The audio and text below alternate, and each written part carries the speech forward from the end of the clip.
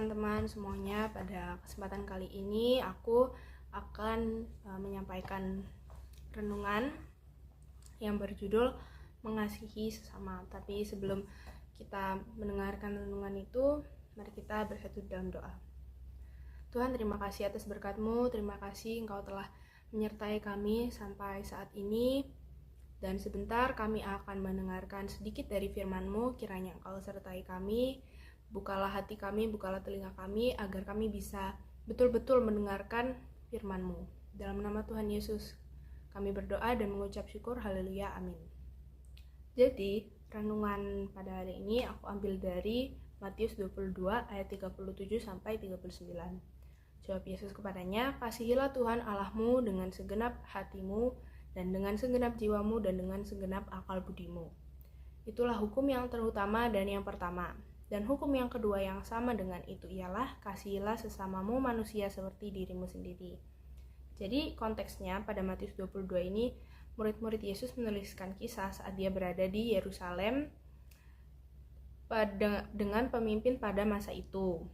Dan Yesus juga menjawab pertanyaan-pertanyaan sulit yang diberikan. Pada saat itu, Yesus menghadapi pertanyaan orang Farisi. Orang Farisi itu bertanya, Guru, apakah amanat terbesar dalam hukum Taurat? Jawab Yesus tadi di ayat yang ke-37 sampai 39.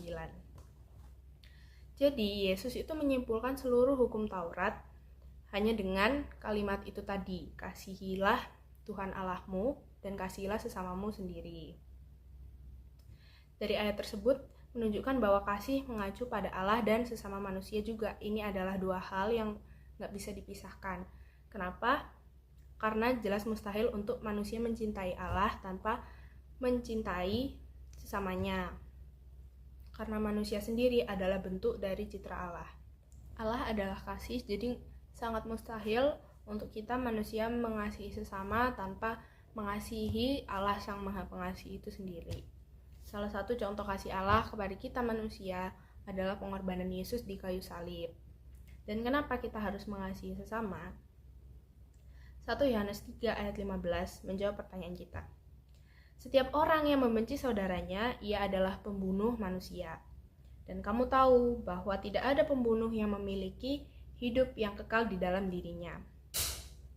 Jadi udah tertulis jelas di sini bahwa membenci itu sama dengan membunuh.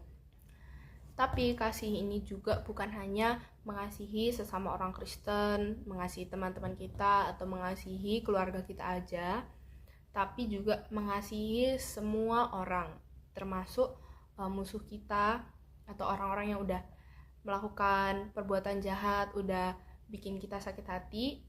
Kita juga harus tetap mengasihi mereka. Karena kalau misalkan kita berkaca sama diri kita sendiri, kita juga udah sangat sering menyakiti hati Tuhan, mendukakan hati Tuhan. Jadi Tuhan itu tetap mau menerima kita apa adanya. Begitu juga kita harus mau mengampuni dan mengasihi orang-orang lain. Mengasihi sesama adalah bentuk dari pelayanan. Matius 22 ayat 39 berbunyi, dan hukum yang kedua yang sama dengan itu ialah, kasihilah sesamamu manusia seperti dirimu sendiri.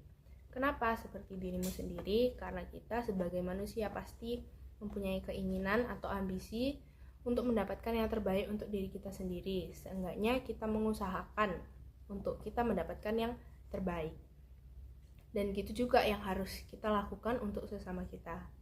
Hal ini menjadi perintah kedua, sebab Yesus merasa ini penting. Dengan kasih kita sudah bisa mempengaruhi hidup orang lain. Saat kita lagi senang, lagi gak punya masalah, mengasihi orang lain itu terasa mudah. Tapi jika harus menemani orang lain saat kita sendiri itu juga lagi susah, pasti rasanya berat. Tapi kadang yang perlu kita lakukan adalah hadir menemani mereka. Karena kehadiran kita terkadang lebih penting daripada solusi yang bisa kita tawarkan. There is only one happiness in this life, to love and to be loved. Jadi, ayo kita pikirkan lagi yang sudah kita perbuat selama ini. Apakah kita sudah mengasihi Allah dengan sungguh-sungguh? Apakah kita juga udah mengasihi sesama kita? Dan apakah kita juga udah memaafkan orang yang jahat sama kita? Kalau misalkan belum, ayo kita coba untuk mengenal Allah lebih dalam lagi dan mencoba untuk memaafkan orang lain, dan kita belajar juga dari sikap Kristus yang selalu berlapang dada dan mengasihi semua manusia. Demikian renungan untuk hari ini, kiranya kita juga bisa semakin mengikuti teladan Kristus. Dan kita tutup dalam doa. Tuhan, terima kasih atas berkat-Mu, terima kasih atas firman-Mu pada hari ini. Kiranya Engkau tetap membimbing kami agar bisa mengasihi sesama kami dan mengasihi-Mu dengan lebih dalam lagi. Kiranya Engkau sertai rencana kami berikutnya. Dalam nama-Mu, haleluya, amin.